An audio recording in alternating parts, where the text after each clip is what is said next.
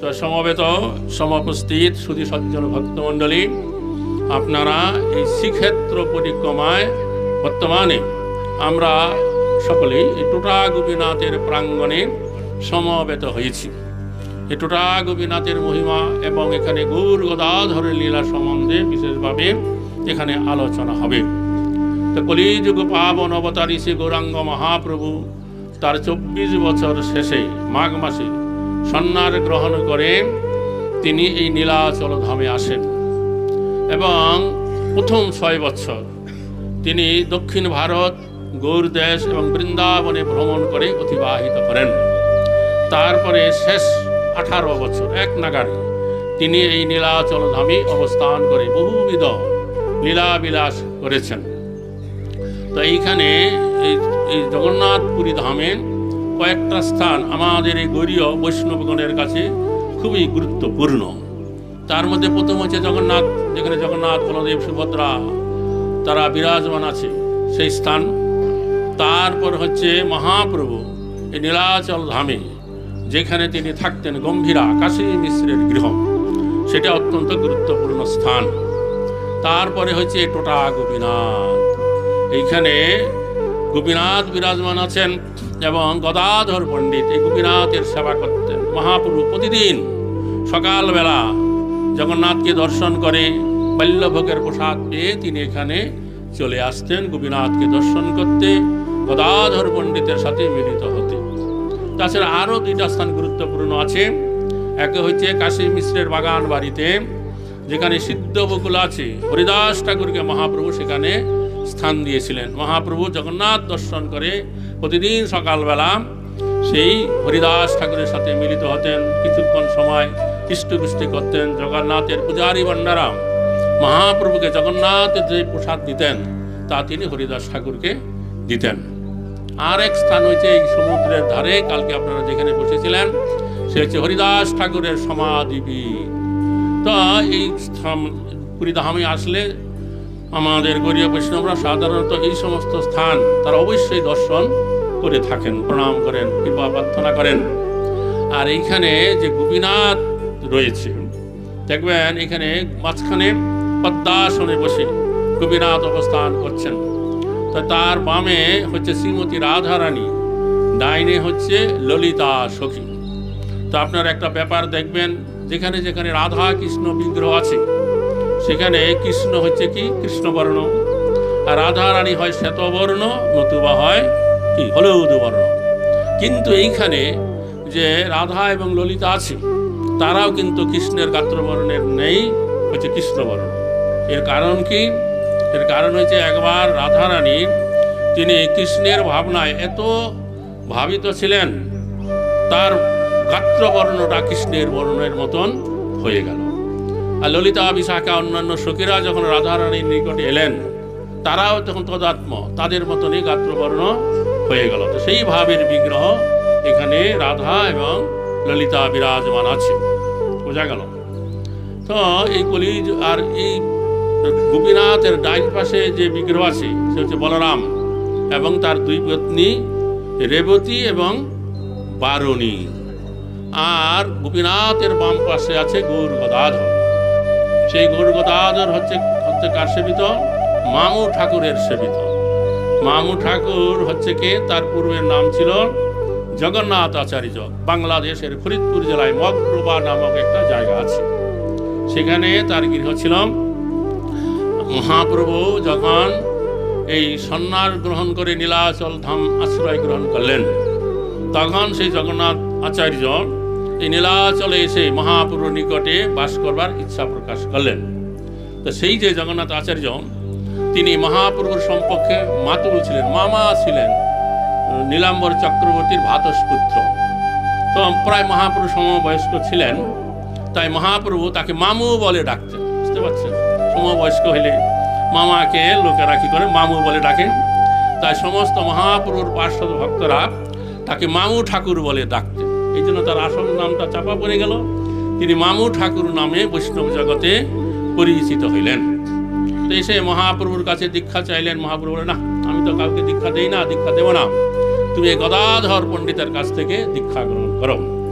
তখন সেই মামু ঠাকুর গদাধর পণ্ডিতের কাছে দীক্ষা গ্রহণ করলেন এবং গদাধর পণ্ডিত এখানে গোপীনাথের সেবা করতেন। তারপরে গদাধর পণ্ডিত মহাপ্রভুর লীলা সম্বরণ করবার 1 বছর পরে তিনি লীলা সম্বরণ করে চলে যান। তখন এই মামু ঠাকুর এই গোপীনাথের সেবা প্রাপ্ত হন এবং তিনি এই গোপীনাথের বাম পাশে গৌর গদাধর বিগ্রহ স্থাপনা করে সেবা প্রকাশ করেছেন। হরে কৃষ্ণ। বোঝা গেল এই হলো বিগ্রহ, 3 বিগ্রহ। আর এই কলিযুগ পাবন অবতারে গৌরাঙ্গ মহাপ্রভু হচ্ছেন কে? তিনি হচ্ছেন স্বয়ং ভগবান ভুজেন্দ্রনন্দন শ্রীকৃষ্ণ। তিনি এই কলিযুগেতে তিনি গৌরাঙ্গ মহাপ্রভু রূপে অবতীর্ণ হইলেন। তো তার এই মহাপ্রভু রূপে গৌরাঙ্গ রূপে অবতীর্ণ হওয়ার কারণ কি?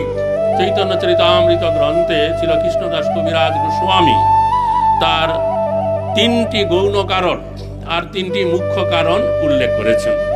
3টি গৌণ কারণের মধ্যে হচ্ছে এই কলিযুগের যুগধর নাম সংকীর্তন প্রদান করা, কলিজীবকে উদ্ধার করা আর এই প্রেম ভক্তি প্রদান করা।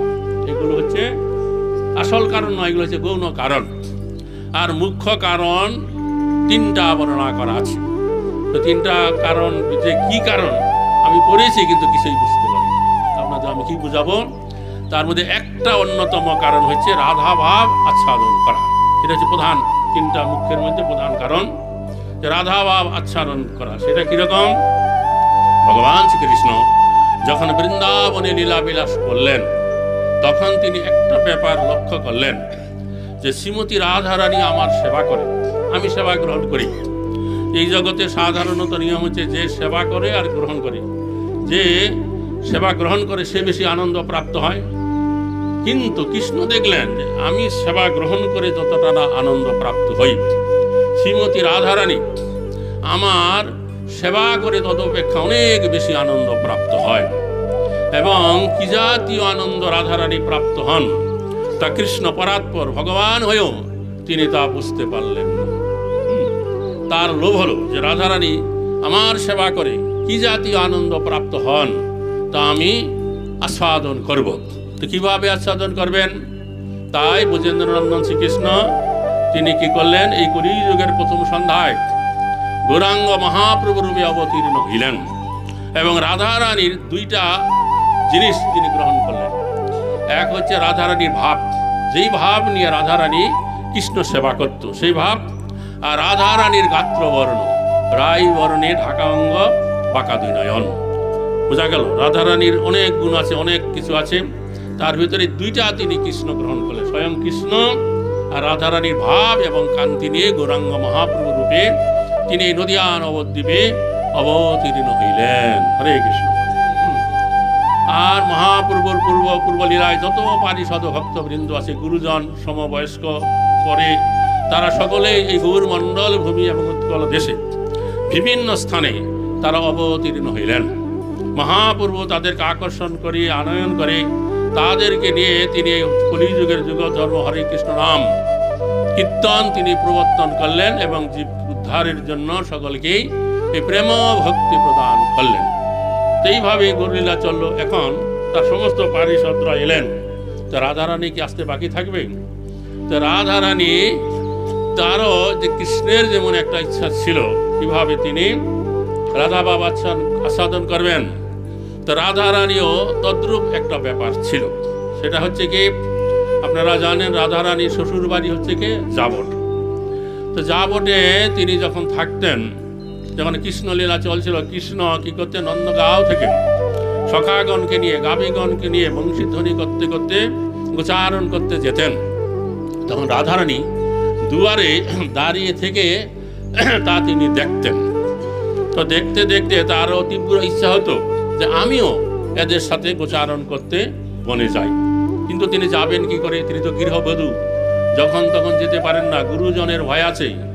কিন্তু তার ইচ্ছা হতো তিনি এদের সাথে গোচারণ করতে বনে যাবেন। তো রাধারানীর এই যে মনোভাবটা, এটা আমাদের বৈষ্ণব পদকর্তারা বিভিন্ন পদ কীর্তনের মাধ্যমে তা তুলে ধরেছেন। আমাদের পূর্ববর্তী বৈষ্ণবাচার্য প্রেম ভক্তি মহারাজ শিল নরোত্তম দাস ঠাকুর মহাশয় তার প্রার্থনা গীতির একটা পদে তিনি বলেছেন যে, হে দেহ নাগর বড় শুনো হে মুরলী ধরন, নিবেদন করি তোয়া রাঙা পায়, চরণ নখর মুনি যেন চাঁদের গাঁথনি, ভালো শোভে আমার গলায়। শ্রীদাম সুদাম সঙ্গে যখন গোচারণে যাও রঙ্গে, তখন আমি দুয়ারে দাঁড়িয়ে মনে ভাবি সঙ্গে যাই, গুরুজনার ভয় পাই আখি রহে তোয়া পানে চেয়ে। রন্ধনশালাতে যাই তোয়া বধূ গুণ গায়, ধুয়ারও ছলনা করে কান্দি। মণি নও মানিক নও অঞ্চলে বান্ধিলে রও, ফুল নও যে কেসে করি বেশে। অগুরু চন্দন হইতাম তোয়া অঙ্গে মাখা রইতাম, ঘামিয়া পড়িতাম রাগা পায়। নারী না করিত বিধি তোয়া হেন গুণনিধি, লইয়া ফিরিতাম দেশে দেশে। নরোত্তম দাস কহে শুনো হে দয়াময়, যেই দিন তোমার ভাবে আমার এই পরাণ যাবে, সেই দিন দিও পদ ছায়া। রাধারানী মনোভাবটা এইরকম ভাবে তুলে ধরেছেন যে রাধারানী বলছেন যে শ্রীদাম সুদাম সঙ্গে যখন তুমি উচ্চারণ করতে যাও, তখন আমি দুয়ারে দাঁড়িয়ে থেকে দেখি, আর আমি মনে ভাবি যে তোমার সঙ্গে যাই, কিন্তু গুরুজনের ভয় পাই, যার জন্য আমি যেতে পারি না। আমি রন্ধনশালাতে যাই, তোমার গুণগান গাই, আমার চোখে জল এসে যায়। কেউ জিজ্ঞাসা করলে বলি ধোয়া লেগেছে, তাই চোখে জল আসছে। আর তুমি এমন একটা বস্তু যে মনিও নও মানিকও নও, যে আমি তোমাকে আমার কাপড়ের অঞ্চলে বেঁধে রাখতে পারি। আর আমি যদি অগুরু চন্দন আমি যদি ফুল হইতাম, তুমি যদি ফুল হতে, তাহলে আমার কেশে বেশ করে আমি সাজাইয়ে রাখতাম। তুমি আর আমি যদি অগুরু চন্দন হইতাম, তোমার অঙ্গে মাখা রইতাম, আর ঘেমে তোমার এই রাঙা চরণে আমি পড়ে যেতাম। আর বিধাতা আমাকে যদি নারী না করে জন্মাতো, তাহলে তোমার মতন এই যে গুণনিধি, আমি তোমাকে নিয়ে দেশে দেশে ঘুরে বেড়াতাম। তো ভগবান শ্রীকৃষ্ণ যখন তিনি এই গৌরাঙ্গ মহাপ্রভু রূপে অবতীর্ণ হইলেন ফাল্গুনী পূর্ণিমায়, তখন সে রাধারানীর এই ইচ্ছা হেতু তিনিও কি করলেন, তার 1 বছর 2 মাস পরে, এটা নরোত্তম নরহরি সরকার ঠাকুর তার একটা কীর্তনে বলছেন যে, বৈশাখের কুহু দিনে জন্মিলেন গৌরাঙ্গের প্রিয় গদাধর। যে বৈশাখ মাসের অমাবস্যার দিনে এই গদাধর পণ্ডিত স্বয়ং রাধারানী তিনি অবতীর্ণ হইলেন গদাধর পণ্ডিত রূপে। পিতা মাধব মিশ্র, মাতা রত্নাবতী, তাদেরকে আশ্রয় করে তিনি এই জগতে অবতীর্ণ হইলেন। তখন এই যে বাল্যকাল থেকে গৌর এবং গদাধর একত্রে সঙ্গে, এবার আর কোনো মেলামেশা করতে কোনো বাধা নাই। ভুজলীলায় রাধা কৃষ্ণ মিলিত হইতে কত রকমের বাধা ছিল, আর সেই রাধা এবং কৃষ্ণ যখন গৌর গদাধর রূপে অবতীর্ণ হইলেন, আর কোনো বাধা নাই। একসঙ্গে একই পণ্ডিতের টোলে পড়াশোনা করা, একসঙ্গে গঙ্গায় স্নান করা, গঙ্গায় কেলি করা, এবং এইভাবে দিন অতিবাহিত হচ্ছিল গৌর গদাধর লীলা। তবে কি হলো, যে একটা পেপার দেখা গেল যে শিশু নিমাই তিনি বাল্যকাল থেকে অত্যন্ত চঞ্চল, অনেক রকম দুষ্টামি করে, কিন্তু গদাধর রাধারানী তো তিনি একেবারে শান্ত শিষ্ট, সবসময় কৃষ্ণে তার মতি। এইভাবে দিন অতিবাহিত হচ্ছিল। আর ব্রজলীলা চলাকালীন সময়ে যেই সমস্ত গুরুজনদের ভয়ে রাধারানী এই কৃষ্ণের সঙ্গ করতে পারতেন না যখন তখন, আর গৌরলীলাতে সেই সমস্ত গুরুজনেরাই গদাধরকে সাহায্য করছে, নির্দেশ করছে যে নিমায়ের সঙ্গে থাকবার জন্য। তার একটা দৃষ্টান্ত হচ্ছে কি, যখন মহাপ্রভু গয়া থেকে প্রত্যাবর্তন করলেন, একবারে কৃষ্ণ প্রেমে বিভোর হয়ে, কাহা কৃষ্ণ কোথা কৃষ্ণ, কাহা যাম কাহা কাম, কাহা গেলে কৃষ্ণ পাম, এইরকম ভাব। তখন কেউ নিমায়ের নিকটে যেতে পারে না। শচীমাতা তিনিও তার নিকটে যেতে ভয় পান। একদিন যখন মহাপ্রভু বাড়িতে এইরকম করে তিনি অস্থির হয়ে আছেন, কোথা যাব কোথা পাবো, হা কৃষ্ণ কোথায় কৃষ্ণ বলে হা করছে, শচীমাতা কাছে যেতে ভয় পাচ্ছেন। এমন সময় গদাধর পণ্ডিত মহাপ্রভুর বাড়িতে এসেছে। আর গদাধরকে দেখি মহাপ্রভু গদাধরের 2টি হাত ধরে বলছে, হে গদাধর, তুমি বড় ভাগ্যবান, বাল্যকাল থেকে তোমার কৃষ্ণমতি, আমার এহেন দিন বৃথা গেল, আমি বিদ্যার বিলাসে দিন কাটাইলাম, তো তুমি তো কৃষ্ণ ভক্ত, তুমি দেখাও যে কৃষ্ণ কোথায়, কৃষ্ণ কোথায় আছে। তখন গদাধর পণ্ডিত বললেন যে কৃষ্ণ তো তোমার হৃদয়ে আছে। এই কথা শোনা মাত্র মহাপ্রভু তার দুই হাত দিয়ে নখ দিয়ে বক্ষ চিত্তে শুরু করছেন। গদাধর পণ্ডিত তখন কি করলেন, নিমাইয়ের দুইটা হাত চেপে ধরলেন আর বলে তুমি একটু অপেক্ষা করো, কৃষ্ণ এখনই এখানে আসবে। মহাপ্রভু শান্ত হইলেন। তো শচী মাতা আড়াল থেকে এটা দেখলেন।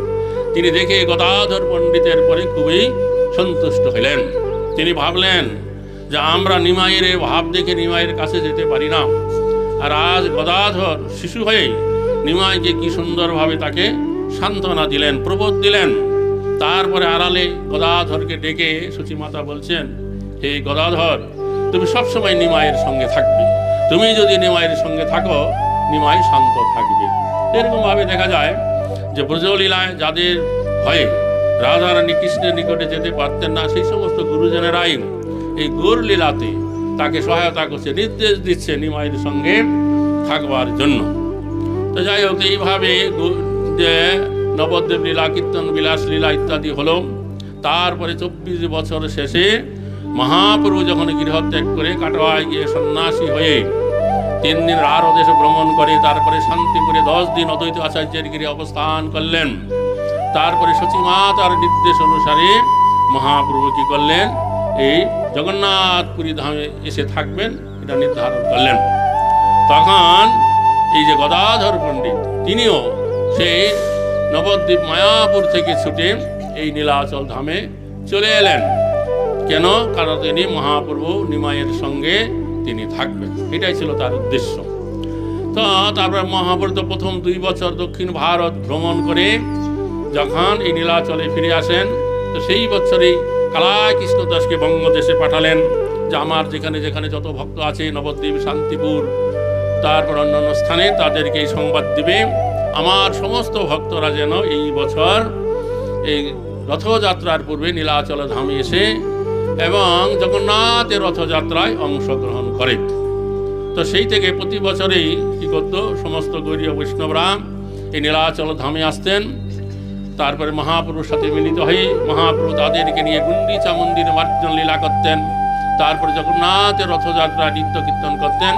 তারপরে সেই সমস্ত ভক্তরা এই নীলাচল ধামে 4 মাস মানে এই কার্তিক পূর্ণিমা অবধি অবস্থান করতেন। তারপরে মহাপ্রভুর নির্দেশে তারা আবার দেশে ফিরে যেতেন। তো এই নীলাচলে কিছুদিন অবস্থান করবার পরে গদাধর পণ্ডিত একটা ব্যাপার লক্ষ্য করলেন যে মহাপ্রভু তার প্রধান প্রধান ভক্তগণকে এক একটা দায়িত্ব দিয়ে তার কাছ থেকে দূরে পাঠিয়ে দিচ্ছে। নিত্যানন্দপুরকে আজ্ঞা দিলেন, তুমি বঙ্গদেশে ফিরে যাও, বঙ্গদেশে ফিরে গিয়ে আসন ডালে সকলকে তুমি কৃষ্ণ ভক্তি প্রদান করো। রূপ সনাতন অন্যান্য গোস্বামীগণকে নির্দেশ দিলেন যে তোমরা বৃন্দাবনে যাও, বৃন্দাবনে গিয়ে সাধন ভজন করবে এবং ভক্তি গ্রন্থ প্রণয়ন করবে। আর হচ্ছে 5000 বছর আগে যে রাধা কৃষ্ণের যে লীলাস্থলী যা লুপ্ত হয়ে গেছে সেই সমস্ত লুপ্ত তীর্থ উদ্ধার করবে। তখন গদাধর পণ্ডিত চিন্তা করলেন যে আমাকে যদি মহাপ্রভু এরকম করে কোনো দায়িত্ব দিয়ে দূরে পাঠিয়ে দেয় তাহলে কি হবে। কিন্তু গদাধরের ইচ্ছা তিনি সবসময় মহাপ্রভুর নিকটে থাকবেন। তাই তিনি ঠিক করলেন কি, মহাপ্রভুর কাছে গিয়ে বললেন, হে প্রভু, আমি কি করব? ক্ষেত্র সন্ন্যাস গ্রহণ করব। ক্ষেত্র সন্ন্যাস।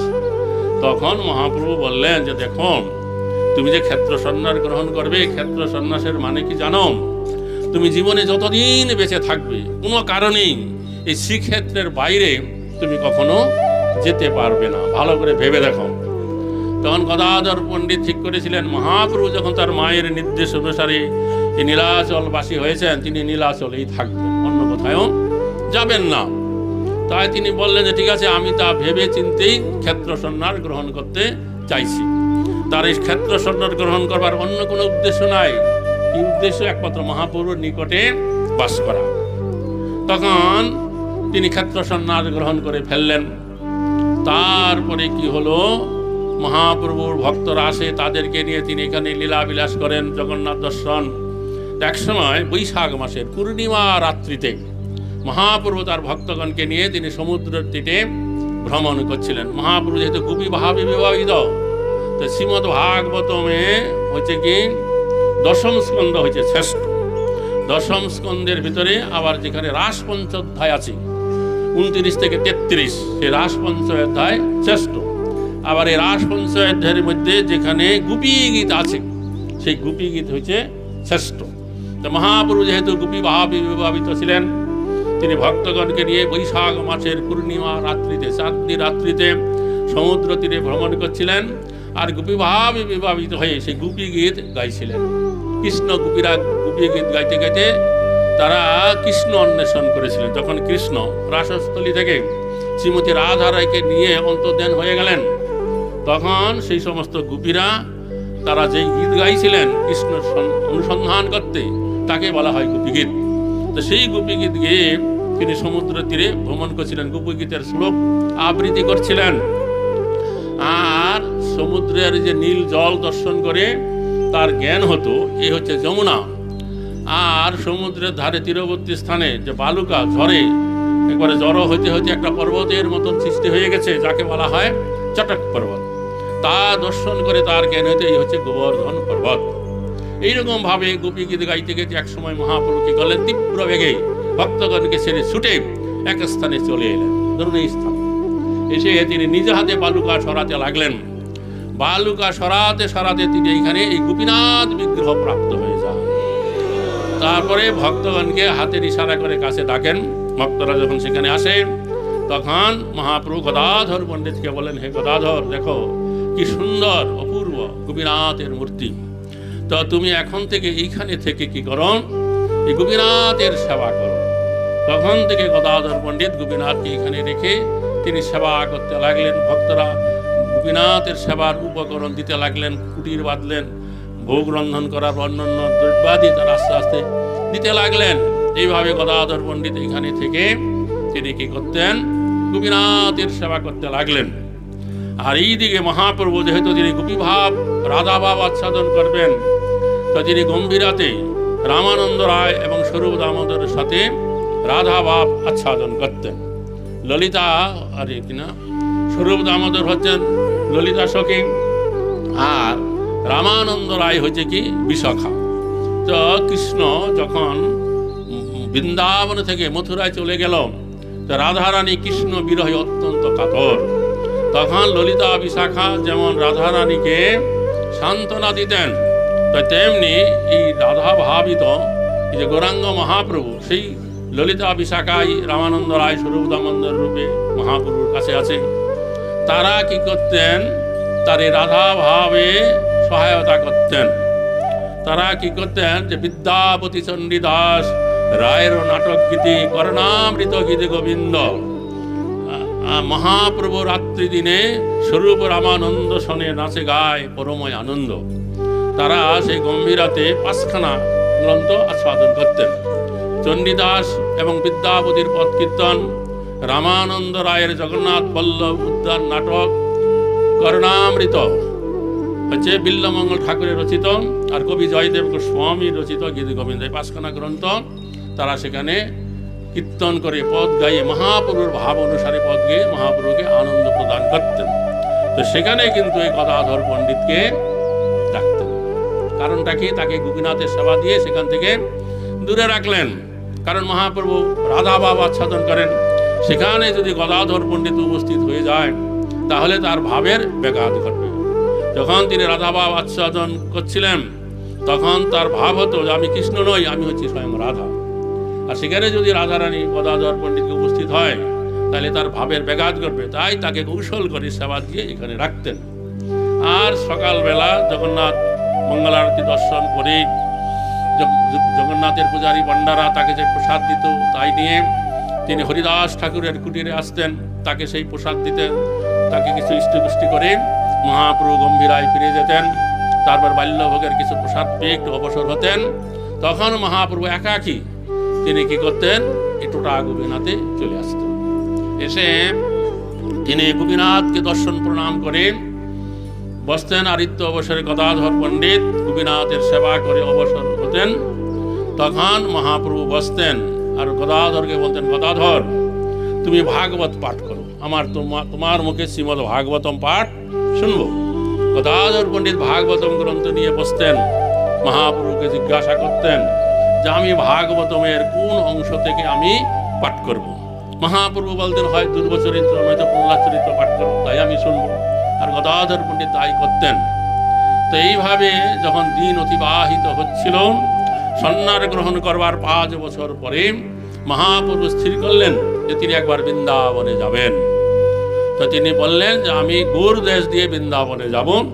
গৌর দেশে আমার 2টা সমাশ্রয় আছে, এক হচ্ছে আমার মাতা সতী দেবী, আর এক হচ্ছে গঙ্গা। গঙ্গা দর্শন, গঙ্গাকে স্নান করব। এইভাবে আমি গৌর দেশ দিয়ে বৃন্দাবনে যাব। তখন এই গদাধর পণ্ডিত এসে মহাপ্রভুর কাছে আবদার করলেন যে আমিও তোমার সঙ্গে বৃন্দাবন যাব। তখন মহাপ্রভু বললেন, না, তোমার তো বৃন্দাবন যাওয়া হবে না, তুমি তো ক্ষেত্র সন্ন্যাস গ্রহণ করেছ, তুমি কি করে যাবে? তখন গদাধর পণ্ডিত বললেন যে আমার ক্ষেত্র সন্ন্যাস জাগ্র সাত, আমি তোমার সঙ্গে বৃন্দাবনে যাব। তখন মহাপ্রভু, তোমার গোপীনাথের সেবার কি হবে? তোমার দায়িত্ব গোপীনাথের সেবা করা। তখন গদাধর পণ্ডিত বললেন যে তোমার এই পাদপদ্ম দর্শন করা আমার কুটি গোপীনাথের সেবা হয়ে যাবে, আমি তোমার সঙ্গে যাব। তখন মহাপ্রভু বললেন, না, তোমার যাওয়া হবে না, মহাপ্রভু অনুমোদন করছে না।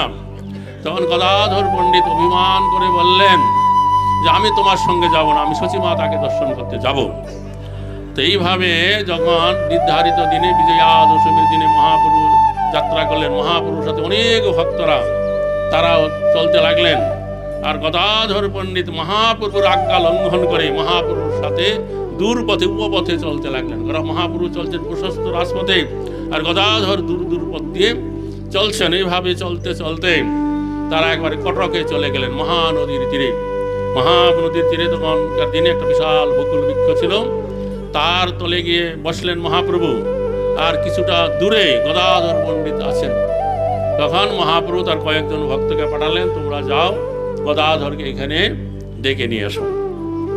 যখন গদাধর এলেন তখন মহাপ্রভু বললেন, হে গদাধর, তুমি শ্রীক্ষেত্র ধাম থেকে অনেক দূর চলে এসেছ, তোমার ক্ষেত্র সন্ন্যাস ভঙ্গ হয়ে গেল। তা আমি এখন কিছুক্ষণ পরে এখানে নৌকায় উঠে এই মহানদী পার হয়ে যাব। তা আমার দিব্যি তুমি আর আমার সাথে আর আগাবে না, তুমি এখান থেকে নীলাচল ধামে ফিরে গিয়ে গোপীনাথের সেবা করবে। মহাপ্রভু অধবদনে গদাধর কান্না করতে লাগলেন। আর তারপরে মহারাজ প্রতাপরুদ্র সেখানে এসে মহাপ্রভুকে প্রণাম জানালেন এবং মহাপ্রভুর বৃত্তান্ত শুনলেন। তিনি এই পথে দিয়ে তিনি বঙ্গদেশে যাবেন। তৎক্ষণাৎ প্রতাপরুদ্র তার অমর্ত্যবর্গের কাছে পত্র পাঠালেন যে মহাপ্রভু এই যে বঙ্গদেশে যাবে, যেই পথে যেখানে যাবে সেখানে নতুন ঘর নির্মাণ করো, আর মহাপুরুষ সেবার সমস্ত প্রয়োজনীয় সামগ্রী সেখানে রাখুন, আর বেত্র হস্তে সবাই সেখানে পাহারা দেবে, কেউ যেন কোনো লোকের ভিড় মহাপ্রভুকে কোনো বিঘ্ন সৃষ্টি করতে না পারে। মহারাজ প্রতাপরুদ্র জানতে পারলেন যে সন্ধ্যাবেলা মহাপ্রভু নৌকায় করে কি করবেন, এই মহানদী পার হবেন। তখন মহারাজ প্রতাপরুদ্র কি করলেন, তার অনেক রানী ছিল, তাদেরকে অনেক বড় বড় হাতির পিঠে চড়াই চাদুয়া বেঁধে তাদেরকে নিয়ে এলেন মহানদীর তীরে। তারা দূর থেকে মহাপ্রভুকে দর্শন করবে। তো মহাপ্রভু যখন সেই মহানদীতে স্নান করে উঠতে আসছিলেন, তো সেই সমস্ত রানীরা সেই হাতির উপরে বসে তারা মহাপ্রভুকে শ্রদ্ধা ভরে যখন প্রণাম করলেন, তৎক্ষণাৎ তাদের কি হলো, কৃষ্ণপ্রেমের অষ্টসাত্ত্বিক বিকার তাদের দেখা দিল।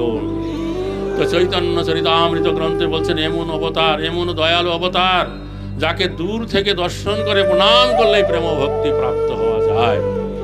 যাই হোক, তারপরে মহাপ্রভু ভিজা বস্ত্র পরিত্যাগ করে শুকনো বস্ত্র পরিধান করলেন এবং তার সাথে যে সমস্ত ভক্তরা যাবেন তাদেরকে নিয়ে সেই নৌকার নিকটে গেলেন। গদাধর পণ্ডিত সেখানে আছেন, সার্বভৌম ভট্টাচার্য আছেন। মহাপ্রভু কি করলেন, আগে যে সমস্ত ভক্তরা যাবে তাদেরকে আগে নৌকায় তুললেন। তারপরে তিনি গদাধরকে পণ্ডিতকে বলেন, গদাধর, তুমি আর অভিমান করো না, এখান থেকে নীলাচলে ফিরে যাবে। এই বলে গদাধরের হাত দুইটা ধরে সার্বভৌম ভট্টাচার্যের কাছে দিলেন যে তুমি এই গদাধরকে নিয়ে নীলাচলে ফিরে যাবে। এই বলে মহাপ্রভু তাড়াতাড়ি নৌকায় উঠলেন, নাবিকগণকে নির্দেশ দিলেন তাড়াতাড়ি নৌকা ছেড়ে দাও। নাবিকেরা নৌকা ছেড়ে দিল।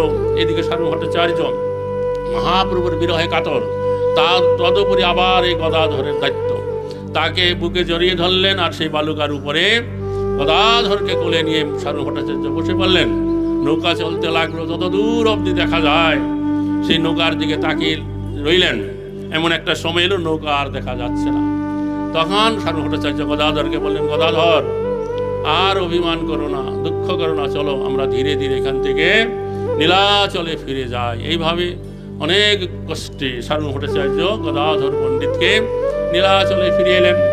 তো মহাপ্রভু চলতে চলতে মহানদীর তীরে তখনকার দিন একটা দ্বীপ ছিল, যেটাকে বলা হয় চতুর্দ্বার। চৈতন্য চরিতামৃত গ্রন্থে আছে চতুর্দ্বার, উড়িয়া ভাষায় বলে চৌদ্বার। সেখানে সুন্দর একটা ঘর নির্মাণ করা হয়েছিল মহাপ্রভু থাকবার জন্য। আর সেই সুন্দর চাঁদনি রাত্রি, আর এইদিকে পুরীধাম থেকে জগন্নাথের প্রসাদ সেখানে গেছে। মহাপ্রভু ভক্তগণকে নিয়ে সেই চৌদ্বারে বসে তিনি প্রসাদ গ্রহণ করলেন। পরের দিন আবার নদী পার হয়ে কটক হয়ে তিনি কি করলেন, সে রেমুনা ক্ষীরচোরা গোপীনাথ দর্শন করে। তারপরে এই বাংলা এবং উৎকল দেশের যে সীমান্ত ছিল তৎকালীন সময়ে, বর্তমানে সেটা হচ্ছে চণ্ডীপুরের কাছে পিছলদা গ্রাম, সেখানে গেলেন। তখন এই উৎকল দেশের যে সেনাধ্যক্ষ ছিল তিনি তখন বললেন, দেখুন এই পর্যন্ত আমাদের উৎকল দেশের রাজা অধীন, এরপরে বাংলার নবাব হোসেন শাহের অধীন।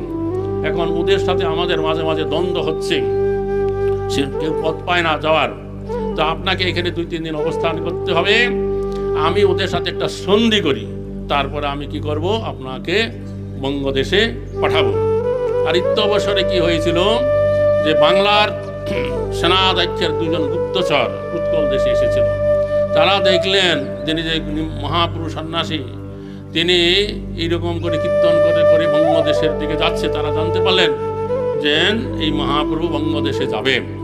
তখন তারা ফিরে এসে তাড়াতাড়ি সেই উৎকল দেশ বঙ্গদেশের যে সেনাধ্যক্ষ আছে তার কাছে এই কথা বললেন যে দেখুন, কোনো বা রাজার ছেলে জ্ঞান পাই সন্ন্যাসী হয়েছে, তার সাথে অনেক সিদ্ধ পুরুষ আছে, তারা কেবল ভূতের কীর্তন করে, কখনো নৃত্য করে, কখনো গড়াগড়ি যায়, কখনো আবার কান্না করে, তারা আমাদের এই বঙ্গদেশের দিকে আসছে।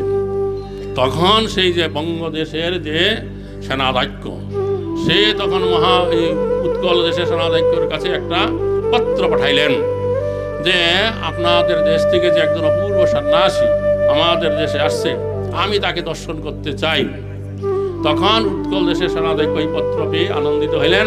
তিনি বললেন, ঠিক আছে, কোনো অসুবিধা নাই, আপনি আসবেন, সঙ্গে 1জন বা 2জন সঙ্গী আনতে পারেন, আর কোনো অস্ত্র সঙ্গে আনবেন না। তখন কি হলো, সেই এই পত্র পেয়ে বঙ্গদেশের যে সেনাধ্যক্ষ তিনি তখন এলেন, এসে দূর থেকে মহাপ্রভুকে দর্শন করেই তিনি প্রণাম করলেন আর কান্না করতে লাগলেন, বিলাপ করে বলছেন, বিধাতা কেন আমাকে হিন্দু কোলে জন্মালো না, আমার জন্ম যদি হিন্দু কোলে হতো তাহলে আমি তোমার সেবা করতে পারতাম। এরকম করে কান্না করছে, তার চোখের জল দাঁড়িয়ে বেয়ে পড়ছে।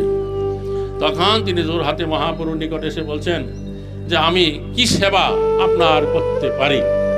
তখন মুকুন্দ দত্ত বললেন যে মহাপ্রভু গঙ্গার তীরে যাবে, সে যাতে নির্বিঘ্নে গঙ্গার তীরে যেতে পারে সেই ব্যবস্থা তুমি করো, এটা একটা বড় সেবা হবে। তখন বলে, ঠিক আছে, কোনো অসুবিধা নাই, আগামীকালই আমি সেই ব্যবস্থা করছি। তো পরের দিন সেই যে বাংলার যে সেনাধ্যক্ষের যে অধিপতি তিনি সুন্দর একটা বড় নৌকা নিয়ে এলেন, নৌকার উপরে ঘর, এবং বললেন যে আপনি এই নৌকাতে আপনার গণসহ উঠুন। আর তার আগে পাশে আরো অনেক নৌকা দিলেন, যারা অস্ত্র হাতে সেপাই। মহাপ্রভু যে নদী পথে গঙ্গার তীরে যাবেন, কোনো জলদস্যু অন্য কেউ যাতে মহাপ্রভুকে বিঘ্ন না করতে পারেন। এইভাবে মহাপ্রভু তার গণসহ নৌকায় উঠলেন।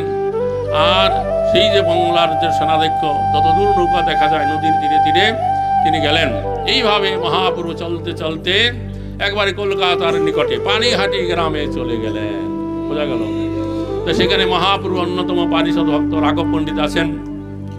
আর মহাপ্রভুর আগমন মাত্রা কি করে সেখানকার লোকেরা জানতে পেরেছে, হাজার হাজার লোক সেই গঙ্গার তীরে মহোৎসব তলায় সমাবেত হয়ে গেছে। হরে কৃষ্ণ।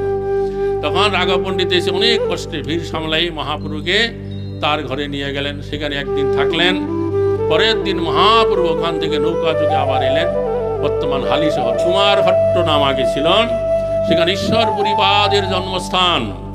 তো সেখানে সেই ভূমিকে গুরুদেবের জন্মস্থান প্রণাম করে মহাপ্রভু কারাগারে দিলেন, আর সেখানকার মৃত্তিকা ভক্ষণ করলেন। প্রতিদিন ভক্ষণ করবার জন্য সেখান থেকে মৃত্তিকা নিয়ে তার বহির্বাসে বেঁধে নিলেন। আর দেখা দেখি সমস্ত ভক্তরা সেখান থেকে মৃত্তিকা নিতে লাগলো। সেখানে একটা ডোবার সৃষ্টি হয়ে গেল, যার নাম হলো চৈতন্য ডোবা। এখন আপনারা দেখতে পাবেন। তো সেখানে শ্রীবাস ঠাকুর তখন থাকতেন, তখন তার সাথে মিলিত হলেন। তারপরে মহাপ্রভু খান থেকে কাছড়াপাড়ায় গেলেন, যেখানে তার অন্যতম প্রধান ভক্ত শিবানন্দ সেন এবং বাসুদেব দত্ত সেখানে রয়েছেন আলাদা আলাদা বাড়িতে। তখন জগদানন্দ পণ্ডিত সেই সময় সেখানে ছিলেন। তো গঙ্গার তীর থেকে একবার কদলী বৃক্ষ রোপণ করে আম্র সারি করে করে সে শিবানন্দ সেনের বাড়ি এবং বাসুদেব দত্তর বাড়িতে নিয়ে গেলেন। তখন সেখানে কি হলো, মহাপ্রভু সেখানে নেমে ঘাটে নেমে সেই পথ ধরে চলতে লাগলেন। একটা স্থানে এসে দেখলেন যে পথটা দুই দিক আছে, ডাইন দিকে একটা, বাম দিকে একটা, ডাইন দিকে। তখন বাসুদেব দত্ত ঠাকুর পরম উদার, তিনি এসে বললেন এই দিকে শিবানন্দ সেনের গৃহ আর এই দিকে আমার গৃহ, আগে আপনি শিবানন্দ সেনের গৃহে যান, তারপর আমার গৃহে আসবেন। বলে না আমার বাড়িতে চলে আসুন আগে। তখন মহাপ্রভু আগে শিবানন্দ সেনের বাড়িতে গেলেন, কিছুক্ষণ বসলেন, কথাবার্তা বললেন, তারপরে ফিরে এসে বাসুদেব দত্তের বাড়িতে গেলেন। তারপর আবার নৌকায় উঠে তিনি শান্তিপুরে অদ্বৈত আচার্যের গৃহে চলে গেলেন। আর অদ্বৈত আচার্যের গৃহে যখন গেলেন, সেখানে হাজার হাজার মানুষ, লোকের মাথার মাথা, বাড়ি ঘর, গাছপালা, প্রাচীর সব ভেঙে যাচ্ছে। তো মহাপ্রভু তখন নিত্যানন্দ এবং অদ্বৈত আচার্যকে বললেন যে আমি বাংলায় এসেছি, যেখানে আমি যাই কোন একটা স্বস্তিতে শান্তিতে আমি থাকতে পারছি না, খালি লোকের এত সংকট, এত লোকের কোলাহল, গাছপালা, প্রাচীর, বাড়ি ভেঙে যাচ্ছে। তোমরা একটা কাজ করো, আজকে রাত্রে তোমরা কি করো, একটা সুন্দর একটা নৌকা আনো, যেই নৌকায় চড়ে আমি তাড়াতাড়ি এখান থেকে বিদ্যানগরে বিদ্যা বাচস্পতি মানে সার্বভৌম ভট্টাচার্যের ভাই, সেখানে গিয়ে আমি নির্জনে থাকবো, 3 বার আমি গঙ্গায় স্নান করব। তখন অদ্বৈত নিত্যানন্দ অন্যান্য ভক্তরা হাসাহাসি করলেন, হে প্রভু তুমি নবদ্বীপে যাবে, বিদ্যাপতির বাচস্পতির গৃহে থাকবে শান্তিতে, তা কি কখনো হয়? আকাশে সূর্য উদয় হলে সকালে তা দেখতে পায়, তোমার যাওয়া মাত্র লোকজন সেখানে ভরে যাবে। তারা তোমার নৌকার ব্যবস্থা করলেন। আর সেই নৌকায় উঠেই মহাপ্রভু বললেন তোমরা তাড়াতাড়ি আমাকে রাত থাকতে থাকতে আজকে কি করো, বিদ্যানগরে পৌঁছে দাও। তো তারা তাকে বিদ্যানগরে পৌঁছে দিলেন। শেষ রাত হয়ে গেছে, বিদ্যা বাচস্পতি তখনও ঘুম থেকে উঠেন নাই, বিছানায় আছেন। মহাপ্রভু নৌকা থেকে নেমেই বিদ্যা বাচস্পতির গৃহে দরজার সামনে গিয়ে বলে, বিদ্যা বাচস্পতি তুমি উঠো, আমি এসেছি। বিদ্যা বাচস্পতি তখন শয্যায় আছেন। তিনি ভাবলেন কে এমন মধুর সুরে আমাকে ডাকছে। তৎক্ষণাৎ তিনি দরজা খুলে বাইরে এসে দেখলেন স্বয়ং মহাপ্রভু তার গৃহদ্বারে দাঁড়িয়ে আছে। কি করবেন, কিং কর্তব্য বিমূঢ় হয়ে গেলেন। মহা বললেন দেখো তুমি এতটা ব্যস্ত হও না, আমি তোমার গৃহে কয়েকদিন থাকবো। তা আমি যে তোমার গৃহে এসেছি তুমি এই কথা কাউকে বলবে না। আমি তোমার গৃহে থেকে 2-3 বার আমি দিনের মধ্যে গঙ্গায় স্নান করব। তখন তার গৃহে তাকে স্থান দিলেন থাকবার। আর তিনি মহাপুরুষ সেবাযোগ্য ব্যবস্থা করতে লাগলেন। আর এইদিকে সূর্যটা উঠেছে একটু, এখন যেমন উঠেছে এরকম। আর তিনি দেখলেন যে পূর্ব দিকে বহু মানুষের সংকট, কোলাহল, তারা সবাই গঙ্গা পার হয়ে কি করে তাড়াতাড়ি বিদ্যা বাচস্পতির গৃহে গিয়ে মহাপ্রভুকে দর্শন করবেন। তারা কেউ কলার ভেলা দিচ্ছে, নৌকায় উঠছে, মাঝে না করছে, এত লোক আমার নেওয়ার ক্যাপাসিটি নাই, নৌকায় উঠছে, নৌকা ডুবে যাচ্ছে। তখন সাঁতার দিয়ে কলা গাছ ধরে কলসি ধরে গঙ্গা পার হয়ে এইবার এসছে। এইবারে দেখতে দেখতে লোকের সংকট ভরে গেল বিদ্যা বাচস্পতির গৃহের চারিদিক। মহাপ্রভু গৃহের অভ্যন্তরে আছে, তারা এসে হরিধ্বনি করছে, হরিবোল হরিবোল বলছে। তারা জানতেন যে হরিধ্বনি শুনলে মহাপ্রভু বেরিয়ে আসবে। তখন বিদ্যা বাচস্পতি কি করলেন, তিনি মহাপ্রভুর কাছে গিয়ে বলেন, হে প্রভু হরে কৃষ্ণ, আমি তোমার এই আগমন বার্তা আমি কাউকে বলি নাই, কি করে লোকেরা এই খবর জানতে পারলো? তারা গঙ্গা পার হয়ে হাজার হাজার মানুষ তোমাকে দর্শন করতে চাইছে, তুমি একবার গৃহের বের হয়ে তাদেরকে একটু দেখা দাও। তখন মহাপ্রভু বাড়ির বেরিয়ে এসে 2 হাত হরিবল হরিবল বলছে, লক্ষ কণ্ঠে হরিধ্বনি করছে। এইভাবে যত লোক আসছে হরে কৃষ্ণ, কেউ আর গৃহে ফিরে যাওয়ার তাদের আর কোনো ইচ্ছা নাই। তখন এইরকম করে যখন চলছেন, তখন একদিন পরে মহাপ্রভুকে হঠাৎ করে তিনি কোথাও উদাও হয়ে গেলেন। কেউ জানে না, বিদ্যাবাচস্পতিও জানে না। আর যারা যারা নতুন নতুন লোক আসছে তারা এসে বিদ্যাবাচস্পতিকে বলছে, হে বিদ্যাবাচস্পতি, আমরা শুনতে পেয়েছি তোমার গৃহে মহাপ্রভু আসছেন, তুমি একবার দয়া করে তাকে আমাদেরকে একটু দর্শন দেওয়াও, আমরা উদ্ধার প্রাপ্ত হই। তখন বিদ্যাবাচস্পতি বলছেন যে দেখুন, মহাপ্রভু আমার গৃহে এসেছিলেন ঠিকই, কিন্তু তিনি এখন কোথায় চলে গেছেন আমি নিজেও জানি না, আমিও তাকে খুঁজছি। তখন সেই সমস্ত লোকেরা এই কথা আর বিশ্বাস করছে না, বলছে ব্রাহ্মণ হইয়া তো কৃপণ হয় কি করে, তিনি যদি একা উদ্ধার পান, আমরা উদ্ধার পাইলে কি দোষ? এইরকম কথা বলছে বিদ্যাবাচস্পতি। এমনি মহাপ্রভুর বিরহে কাতর, তদপেক্ষা তিনি আবার লোকের এইরকম গঞ্চনা কথা শুনছে। তার কিছুক্ষণ পরে দুজন লোক এসে বিদ্যাবাচস্পতিকে বলছেন, বিদ্যাবাচস্পতি, মহাপ্রভু কুলিয়ানগরে মাধব দাসের গৃহে চলে গেছে, তুমি সেখানে গেলে মহাপ্রভু দর্শন পাবে।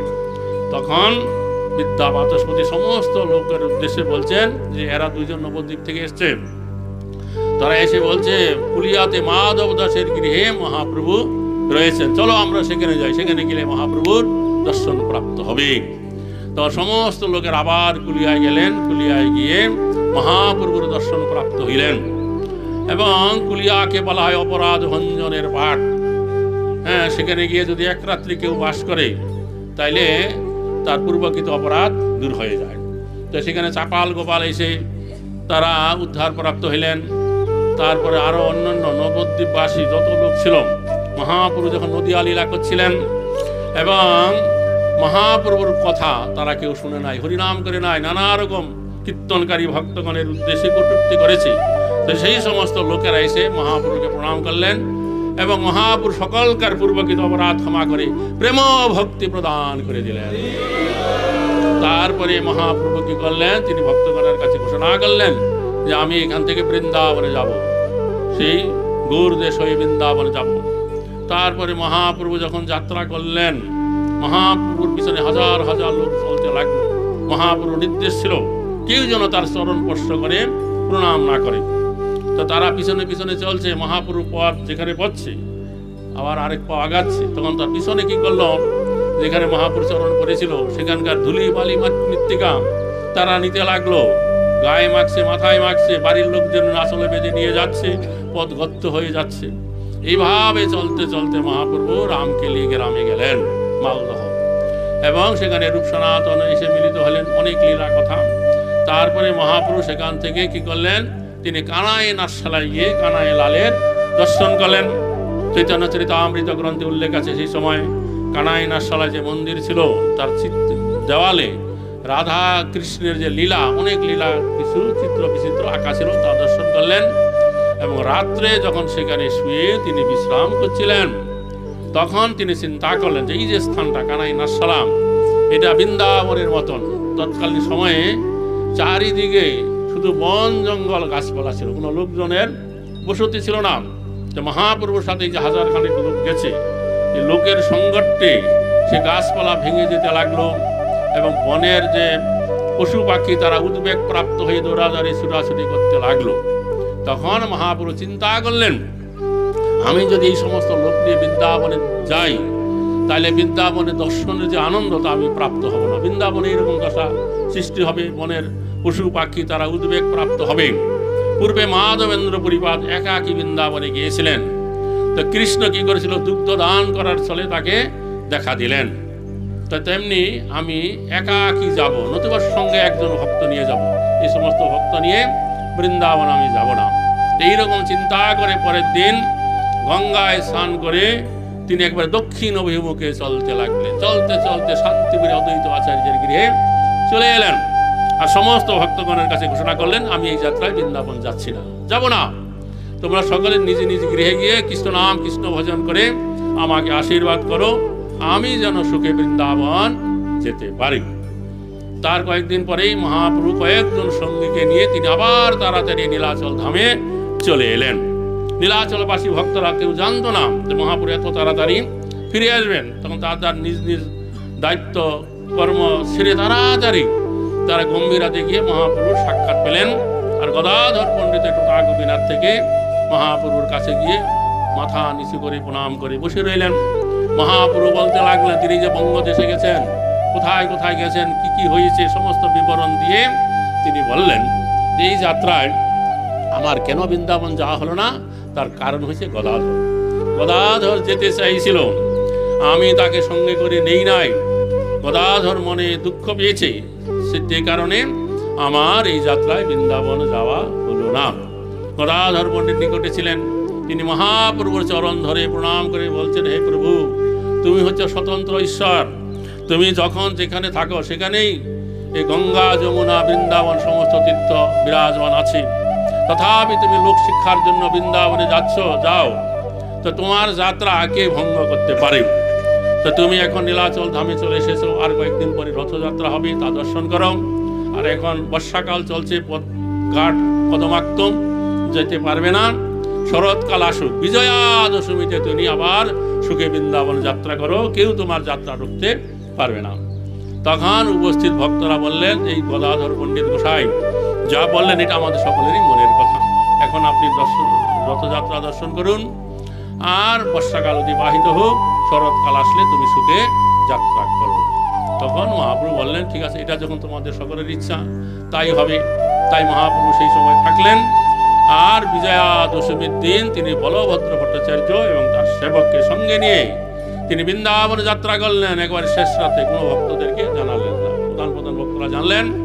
তারপরে মহাপ্রভু কটককে ডাইনে রেখে বায়ে ঝাড়িখণ্ড বনপথে সেই বনের যত বাঘ, ভাল্লুক, হরিণ, ময়ূর, বাদর সবাইকে নৃত্য করাইয়ে কৃষ্ণ নাম দিয়ে, কৃষ্ণ প্রেম দিয়ে তিনি বৃন্দাবনে যাত্রা করলেন, কাশী হয়ে বৃন্দাবনে গিয়েছিলেন।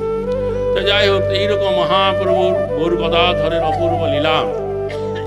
তো এইখানে চৈতন্য ভাগবতম গ্রন্থের যে একটা লীলা আছে এই স্থানের, সেই লীলাটা বলে আমি কথা শেষ করব।